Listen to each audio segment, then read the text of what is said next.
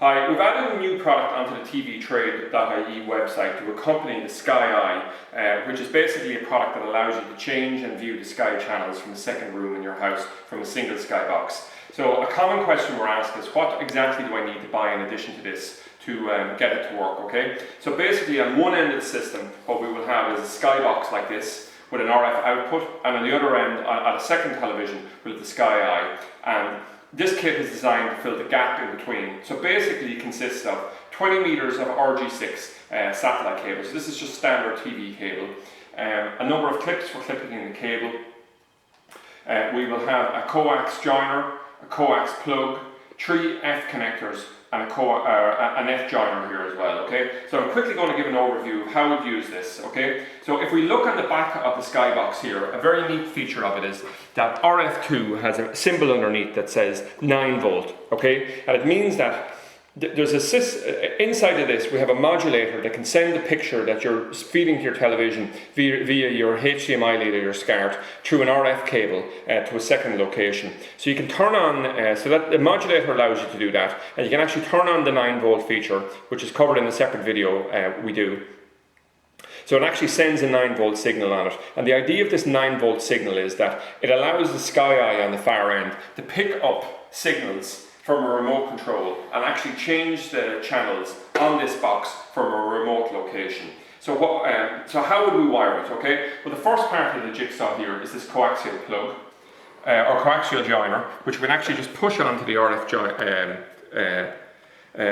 output here. And the next thing here is this coaxial plug, which you can see here. Now what we would do is we would attach this to the end of the coaxial cable here. There's a separate video covering how to do that, but it's a relatively simple, straightforward process. Just need a standard pair of snips to do it.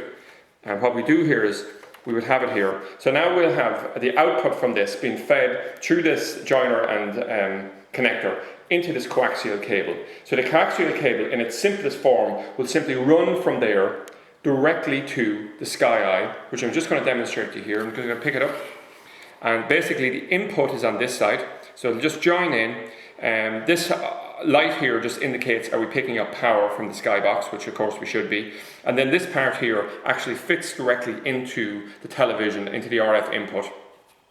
And this sensor here sits on top of the television, and when we aim the remote control at this, it'll pass the signal through this to change channels on the Sky box in the other location, okay? So in its simplest form, all we would have is the cable running with maybe a few tacks in between, and an F joiner like this, which would be again attached to the cable, and it'd screw on like this and gives a good connection, okay? Now we've added in 2 extra F connectors and an F joiner on this, because in a lot of setups what will happen is we'll actually be joining at the cables that already exist in the wall, okay? And maybe joining them in the attic. So what we want to do is use the F connectors because they're very low loss and they allow the 9 volt signal to pass through. So we terminate the first cable with this F joiner or F connector, the other cable with this F connector, and we join the 2 cables together like this, and it gives a good low signal loss join. So that's a complete overview of how we wire this. Now there's 2 possible complications to this that I want to quickly cover as part of this kit, okay? The first one is, if we have a situation such as with the new Sky HD boxes, without the hard drives, they also don't come with a modulator or an RF out. So we can see here we only have a SCART and a HDMI. And in a situation like this where we want to run it to a second room, we have a specific piece of kit that's sold on the TV Trade website for it, and it's called this kit here, which is a Tri-Link, okay? So just look at the Tri-Link here. What actually happens is it fakes a 9 volt output from the back of the Sky box by simply we feed a SCART cable into this, which the SCART goes in here and back out, feeding to the first television, and then what we have is we have an RF cable that will feed from here, and we just run this directly to the Sky Eye in the other room. So this is a very, very efficient and neat piece of kit, and it works extremely well, and there's a separate video covering that. And the other complication I'm going to quickly cover now is where we have a situation where we have a single Sky box, and instead of feeding it and having it remotely operated by just one additional television, we want to have it operated by 2, 3 or 4 televisions.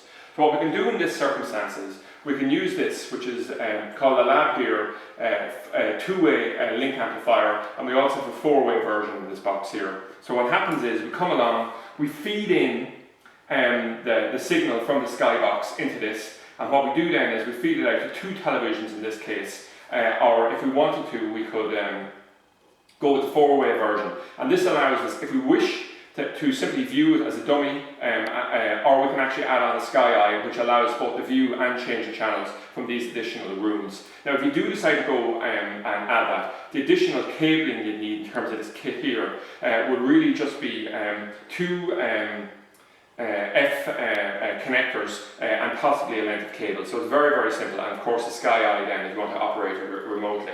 So hopefully anyway, this gives you a fairly comprehensive overview of what you need to do to buy in addition to a Sky Eye and things like this. Even if the kit itself is quite a good one to buy, or you can use it just as a template to decide that, oh, I need to buy a few extra of this and that. All the products that you see on our workbench here are listed as associated products, which are listed on the right hand side of the Sky Eye installation kit.